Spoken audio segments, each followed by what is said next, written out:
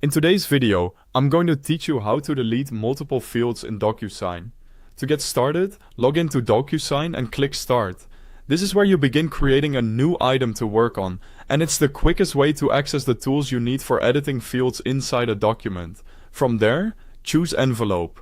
This opens the standard sending workflow in DocuSign, which is where you can upload a file, add a recipient, and prepare the document before sending it out for signature.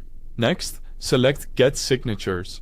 This option takes you into the process of creating an envelope specifically for sending a document that needs signing. It's the right choice when you want to place, review, or remove fields before the document is sent. Now upload the document where you want to delete multiple fields. Make sure you choose the correct file, since the fields you remove will affect this version of the document during preparation. After uploading the file, add the recipient by entering their name and email address. This step is required so DocuSign knows who the document is intended for, and it also allows the field tools to be tied to the proper signer. Once that's done, click Next to open the document preparation screen.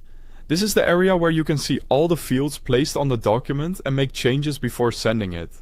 To select multiple fields at once, click and hold your mouse button, then drag to draw a rectangle around the fields you want to delete.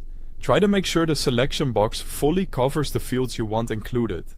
This is a useful time saver when you need to clean up several fields together instead of removing them one at a time.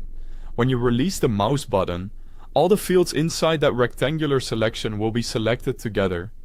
You should be able to see that they're grouped as an active selection, which confirms they're ready for the next action. Now press the Delete key on your keyboard. This will remove all of the selected fields at the same time. If you accidentally selected something you wanted to keep, it's a good idea to pause and double check before moving on. After deleting the fields, review the document carefully. Look through the pages and confirm that the unwanted fields have been removed and that the remaining fields are still in the correct places. A quick review here can help prevent mistakes before the document is sent.